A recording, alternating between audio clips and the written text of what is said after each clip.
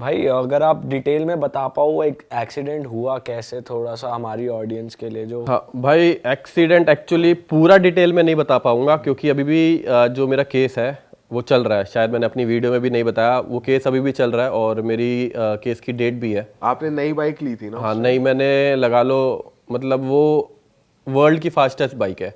मतलब इससे ऊपर कोई बाइक ही नहीं है, ये लास्ट है, इसके ऊपर एंड है, इसके ऊपर तो क्या ही लेगा बंदा। जैसे आपने गाड़ियों में कोई बेंटले शेंटले या रोल्स रॉयस ले ली, तो वैसा बाइकों में ये S2 है। तो मैंने ली, शौक था भाई। और फिर अपने को ना, मेरे को हमेशा ऐसा होता है कि कुछ अलग करना है, कि जो लोग नहीं करते वो मेरे को करना है, तभी लोग देखेंगे और मेरे को मजा भी किक उसी चीज में आती है। तो जैसे मैं बाइक लेके माइनस टेम्परेचर में चला गया था अपनी 1250 नेपाल मस्टैंग। किसी ने नहीं कर रखा पूरे इंडिया में, 2 बंदे हैं या 3 बंदे हैं, उसमें से एक मैं हूँ, मैंने कर रखा है। नेपाल में एक मस्टैंग जगह पड़ती है, -28 -30 टेम्परेचर होता है। वो टेम्परेचर भी दिक्कत नहीं है, वहां जाने के लिए आपके 75-80 हज़ार रुपये का एक पास लगता है, सिर्फ 3 दिन के लिए वहां से आना जाना। तो वो मैंने कर रखा है क्योंकि मेरे को था कि हाँ भाई कुछ अलग करना है। और S2 का सीन ये था कि नेपाल में पूरे S2 है ही नहीं, और उनको उन्होंने देखी सामने से तो किसी ने देखी भी नहीं। और मेरे को था कि नेपाल एंटर करूंगा, जगह जगह मीटअप करूंगा, ताकि वो बाइक भी देखे, मेरे से मिले, इससे क्या अपनी पब्लिसिटी भी होगी। देखो दोनों तरफ फायदे हैं, और दूसरा वहां पर भी वो लोग देख पाएंगे कि भाई S2 क्या चीज होती है। तो मेरे को था कि हाँ भाई अपने को भी टाइटल मिलेंगे कि भाई पहली S2 नेपाल में एंटर हो रही है। ठीक है, हाँ पहली बार लोगों ने नेपाल में S2 देखी। और अपनी जो यहाँ बाइक है मेरे ख्याल से 45-50 लाख की है, वही बाइक सेम वहाँ पर 1.5-2 करोड़ की है। तो 1.5-2 करोड़ की वो सोचते भी नहीं खरीदने के लिए कि क्यों नहीं खरीदेगा। तो मेरा मेन मोटो ये था। और फिर एक्सीडेंट का क्या सीन हुआ कि बाइक ली, अब प्लान मेरा पहले ही था वहाँ जाना है। इवन मैं इतनी सारी चीज़ें करके गया था ना, मैंने इतनी सारी राइडें करी हैं, इतनी सेफ्टी मैंने किसी बाइक में नहीं ली, ना गाड़ी में। इसमें मैंने टायर चेंज करा दिए। बैटरी का मेरे को डर लग रहा था, हल्की वीक है, बैटरी एक्स्ट्रा दूसरी बाइक में लेके गया। साथ में मेरी दूसरी बाइक भी गई थी BMW, उसमें मैंने इतनी सारी चीज़ें, टूल वूल अटरम शटरम सब रख लिया था कि भाई दिक्कत नहीं होनी चाहिए रास्ते में। पहली बार मैं सुपर बाइक ऐसे क्रॉस कंट्री लेके जा रहा हूँ। और फिर तीसरे दिन ही निकल गया डिलीवरी के। और सीन क्या हुआ था, जैसे कोई एजिड अंकल थे, मेरी आगे से 1250 निकली, उसकी आवाज़ भी थोड़ा लाउड है, और ज़्यादा स्पीड नहीं थी हमारी। अभी लोगों ने इतने हवा बना दिए कि जब मैंने वो वीडियो देखी ना, 150 की स्पीड पे ठुक गया, 200 की स्पीड पे ठुक गया। भाई मैं बता दूं, अगर 150 या 200 पे बंदा ठुक रहा है ना, वो बचेगा नहीं। चाहे जितने मर्जी गियर पहने हो, चाहे 2 राइडिंग पैंट पहनी हो, 3 राइडिंग जैकेट पहनी हो, वो नहीं बचेगा। अंदर ही अंदर वो खत्म हो जाएगा। ठीक है, और मेरी स्पीड थी मेरे ख्याल से 50 या 60, इससे ऊपर नहीं थी। और उस रोड पे भी जहाँ मेरा एक्सीडेंट हुआ, वहाँ पर भी स्पीड की लिमिट थी 50 या 60। 60 से ऊपर अगर होता ना तो मैं नेपाल से वापस नहीं आ पाता। अभी सबको ही पता, नेपाल और इंडिया के टर्म्स सही नहीं चल रहे। ठीक है, तो मेरी स्पीड भी उसके अंदर थी। और बाय चांस की बात है, उस रोड पे कैमरा लगा हुआ था, मेरे पास कैमरा नहीं था। जो मेरा कैमरा था ना वो ऑन नहीं था, लेकिन उस रोड पे कैमरा लगा हुआ था। उसके बेस पे उन्होंने चेक करा कि क्या स्पीड थी, ये कहीं उस पर तो नहीं था। वहाँ के रूल एंड रेगुलेशन बिल्कुल यहाँ के अलग है। तो 60 से ऊपर स्पीड नहीं होनी चाहिए थी मेरी। जो बंदा रोड क्रॉस कर रहा था वो जेब्रा क्रॉसिंग पे नहीं होना चाहिए था, और वो नहीं था। जेब्रा क्रॉसिंग थी नहीं उस रोड पे, काफ़ी आगे जाके थी। तो ये मेरे लिए प्लस पॉइंट था। दूसरा क्या था, जब मेरी 1250 निकली ना, वो काफ़ी ह्यूज बाइक है, मतलब जितना ऑटो होता है ना, इतना बड़ा तो इंजन ही है उसका, इतना बड़ा फ्रंट है उस बाइक का। तो वो निकली ना, तो वो अंकल उस बाइक को देखने लग गए रोड के बीच में खड़े होके। तो वो ऐसे पूरा उधर, मतलब जैसे ये बाइक निकली, मैं यहाँ वो खड़े हैं, वो पूरा ऐसे रोड के बीच में मिड में खड़े होके वो उस बाइक को देख रहे हैं। उनको ध्यान नहीं गया कि पीछे से दूसरी बाइक भी आ रही है, और मेरी स्पीड धीरे ही थी। तो मेरे को लगा बंदा रुका हुआ है तो मैं उसके आगे से निकल जाऊंगा।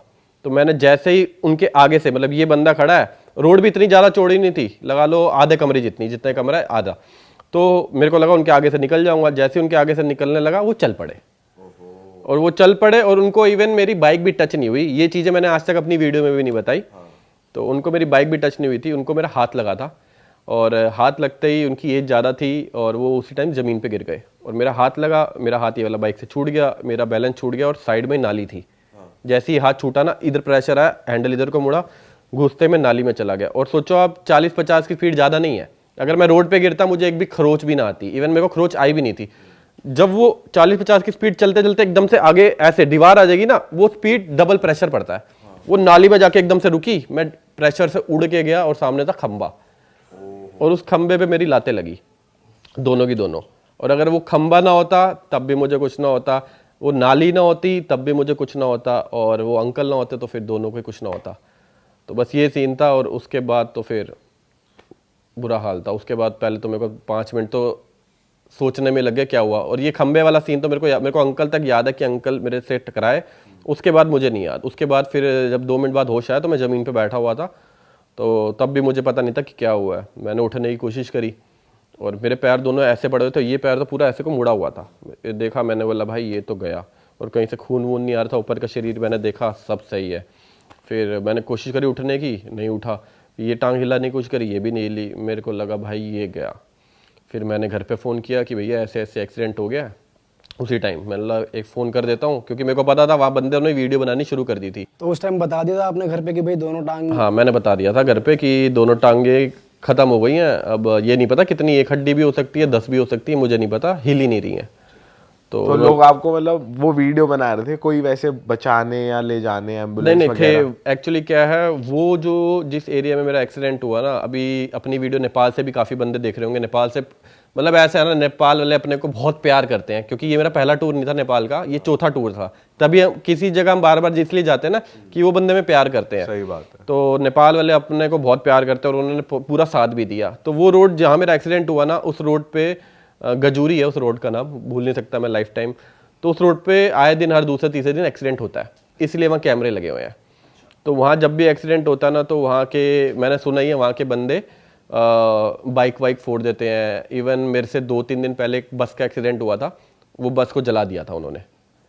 तो ऐसा होता है। लेकिन अपने सब्सक्राइबर ही वहाँ खड़े हुए थे, उन्होंने पहचाना ये तो प्रभजोत है, प्रभजोत है। इवन जो पुलिस वाले आए वो भी सब्सक्राइबर थे, उन्होंने वजह प्रभजोत है, प्रभजोत है। फटाफट से एम्बुलेंस कॉल करा, कुछ भी उल्टा सीधा नहीं हुआ मेरे साथ। एम्बुलेंस कॉल करा, मेरे को उठाया, डाला। लेकिन वो वाला सीन जो था ना, टांगे पूरी मुड़ी हुई थी, सीधी हो नहीं रही थी। फट्टे लेकर आए वो 2, मेरी टांगों के नीचे हिप तक यहाँ फट्टे फंसाए, टांगे पूरी सीधी करी, टांगे बांधी, एम्बुलेंस में घुसाया। अब ये चीज़ें तो रिकॉर्ड कईयों ने, किसी ने आधी आधी कईयों ने डाली हुई है, मैंने तो रिकॉर्ड करी नहीं कुछ।